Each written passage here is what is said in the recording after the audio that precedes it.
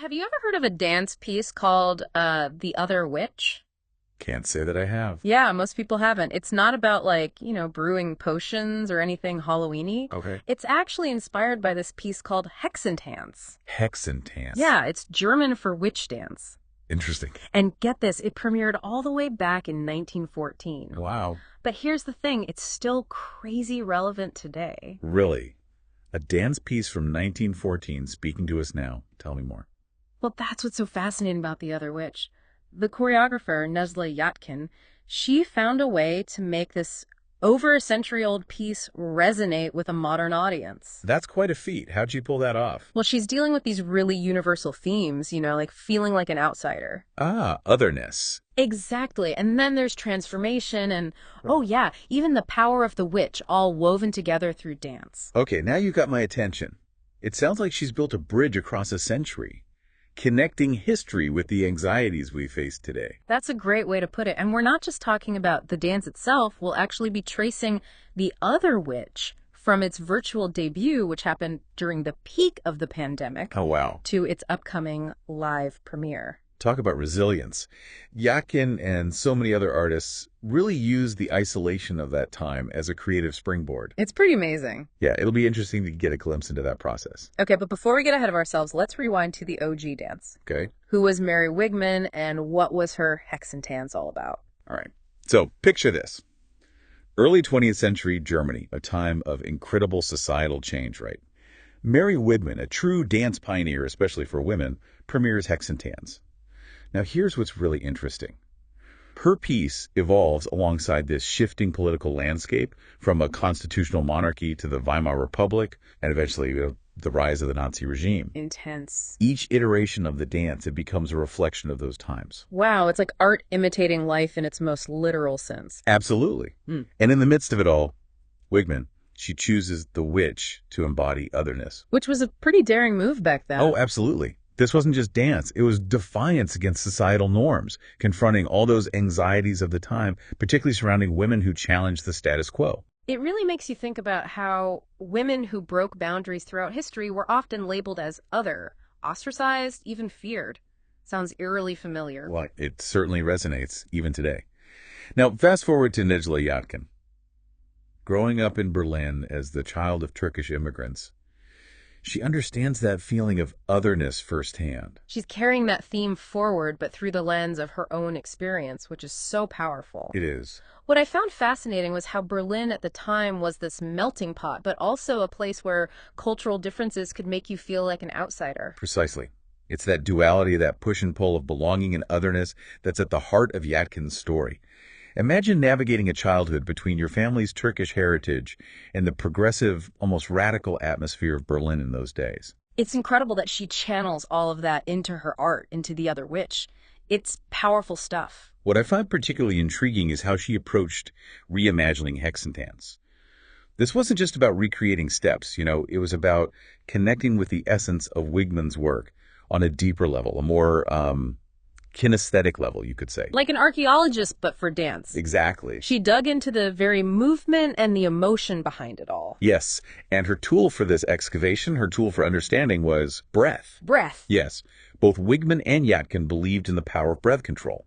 They saw it as this vital link between the physical and the emotional, a way to tap into this deeper creative energy. I never thought of breath as this artistic tool before. But it makes sense. It's about finding that center, that stillness, especially when you're creating something as physically and emotionally demanding as dance. And talk about a time when you need that center, right?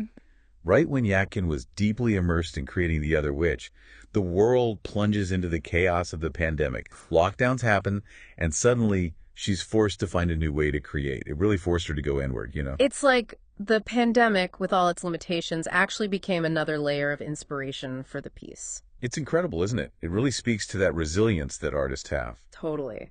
But let's get to the heart of Yatkin's Other Witch. It's not simply a carbon copy of Wigman's work, right? Oh, not at all. Yatkin's witch, she's very much a creature of our times. How so? Well, she's fragmented. She's constantly shape-shifting. And that choice is so deliberate. It reflects, I think, the information overload, the rapid technological advancements we're all navigating today. You know, it's funny you say that. It's like our digital world is built on fragments, on those quick cuts, those constantly shifting feeds of information. And we internalize that, don't we? Absolutely. It affects how we perceive the world around us, how we even form our own identities. And Yatkin's not shying away from that. She's really pushing us to confront that head on through dance. That's what I think makes this so much more than just a historical reimagining. It's a conversation with the present moment. Yep. And I love that she's incorporated these multilingual spells, elements of Turkish storytelling. Oh, it adds such a rich layer of cultural complexity. Yeah. Remember, we're talking about a dance piece that originated in Germany, draws inspiration from this universal archetype, and now incorporates elements of Yatkin's own Turkish heritage. It's like this beautiful tapestry. Speaking of weaving together different threads, let's talk about how The Other Witch made its debut. It premiered virtually, right? It did. Talk about a sign of the time. Right. It's almost poetic when you think about it. A dance exploring fragmentation and digital overload premieres in this, like, disembodied online space. It's pretty wild. When you think about the context, Yatkin creating this at the height of the pandemic when virtual connection was often our only option, it makes perfect sense. She really turned a challenge into an opportunity. Right. And from what I've read, the virtual premiere was incredibly well received. People were blown away. Oh, they were captivated by how Yatkin and her collaborators used the virtual format to their advantage. Imagine this.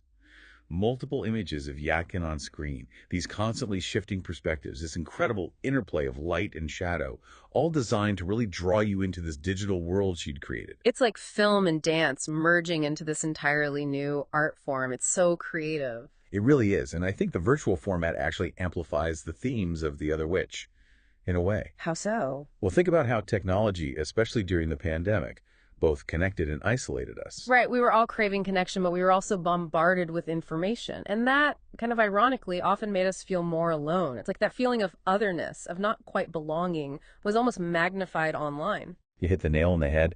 And Yatkin's virtual premiere, it captured that duality brilliantly. But here's where things get really exciting. The Other Witch, it's transitioning from the screen to the stage. Now, that's what I call a plot twist. Right. What a testament to the power of this piece, that it can transcend its original format and still have this impact. But it's a whole other layer of transformation, isn't it? Absolutely. Think about it. What worked in the virtual realm with all its technological bells and whistles now has to translate into a live, in-person experience. No pressure, right. But seriously, how do you even begin to make that transition? What changes? What stays the same? Those are the million-dollar questions. From what Yatkin has shared, she sees this live performance as an opportunity to tap into a different kind of energy. If the virtual premiere was about, like, individual reflection, the live show is about this shared communal experience. It's about embarking on this journey with an audience in real time. Okay, so now you've got me really intrigued. It's like the difference between watching a movie and seeing a play, right? Both powerful, but in very different ways. Precisely. The live performance of The Other Witch, Yeah. it becomes this shared ritual in a way. For ritual. Yeah. It's still exploring those same themes that resonate on a deeply personal level, but there's this added layer of collective engagement. We're experiencing those emotions, those ideas, together in a shared space. And let's not forget that Yatkin's a master of using movement to evoke emotion, to tell a story without words. I can only imagine how much more powerful that will be in a live setting. Oh, just picture it. Yeah. The energy of the dancers, the way lighting and music creates this atmosphere, Yatkin herself commanding the stage. It's an entirely different level of immersion compared to watching a screen. I'm getting chills just thinking about it. It's like all those fragmented pieces we talked about, the historical inspiration, Yatkin's personal experiences, the themes of otherness and transformation, they all come together in this immediate, visceral way. That's the magic of dance, isn't it? It's this ephemeral art form. It exists only in the moment that it's being performed, and yet it's capable of leaving this lasting impact. Speaking of a lasting impact, let's talk about the legacy of The Other Witch. What's the takeaway for audiences? What will they be left thinking about long after the curtain falls? Ooh, that's a fantastic question. And it's one that Yatkin definitely wants us to consider. I think on one level, it's about the enduring power of the witch archetype. Why does this figure, so often demonized and misunderstood, why does it continue to fascinate us? Well, there's something so primal, so defiant about the witch, right? It's a figure that resists easy categorization, which is probably why it's resonated across cultures and time periods. Exactly. And in a world grappling with such rapid change, where information overload can sometimes feel like a kind of magic or witchcraft itself, Yatkin's Other Witch feels incredibly timely. So true. We're all trying to navigate this complex, ever-shifting landscape, and it's easy to feel like we're being pulled in a million different directions. Kind of like Yatkin's Fragmented Witch. Exactly. Yeah. And it's in those moments of fragmentation that we might need to tap into a different kind of power, a different way of seeing. And that's where I think Yatkin's work and this archetype of the witch offers a really powerful point of reflection. It goes beyond just the witch, doesn't it? This whole idea of transformation, navigating the unknown. That's something we can all relate to. Absolutely. Both the witch and the shaman, they're archetypes of transformation.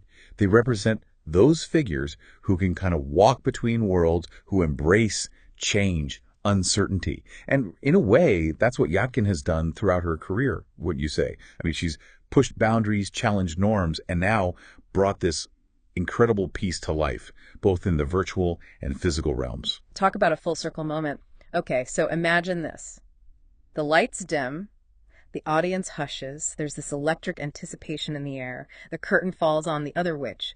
But here's the thing, the journey doesn't end there. That's what's so great about live performance, right? It's just the beginning of the conversation. Exactly. And remember those sources we mentioned about that historian, kind of a legend in the dance world? Oh, you mean Susan Manning? Oh, her work on Mary Wigman is like essential reading. She's the perfect person to unpack the historical and cultural context of The Other Witch. And get this, she's actually going to be part of a post-performance discussion. Talk about a deep dive bonus round.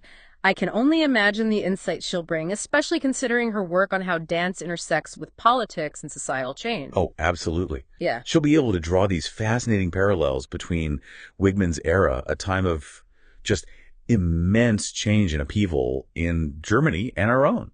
Just like Hexentanz reflected the anxieties of its time, The Other Witch speaks to our contemporary concerns. This fragmentation of information, the pace of technological advancement, what it even means to be other in our globalized world. It's true. It's like this dance becomes a portal for exploring not just the past, but the present, even the future. It's like we're not just watching history, we're living in it. Precisely. And that's the hallmark of truly great art, isn't it? It stays with you, prompts questions, challenges assumptions, even inspires action. Absolutely. So as we wrap up this deep dive into The Other Witch, I'm left thinking about what it all means for Yatkin, for audiences, for the power of dance itself. It's about history, identity, transformation. It's a lot to process. And that's the beauty of it. Yatkin's not giving us easy answers. She's inviting us to grapple with these themes alongside her. It's about sparking a conversation, both within ourselves and with others. Perfectly said. So here's my takeaway for you, dear listener. The Other Witch is more than just a dance performance. It's an experience. It's a journey through time, through culture, through the complexities of the human experience. And it begs the question, how does The Other Witch resonate with your story? Where do you see these themes of otherness and transformation playing out in your own life? Those are questions worth pondering. And on that note, we'll leave you to mull those over. But hey, this deep dive might be ending, but the conversation doesn't have to. Connect with us on social media, share your reflections, and let's keep exploring the magic of The Other Witch together. Until next time.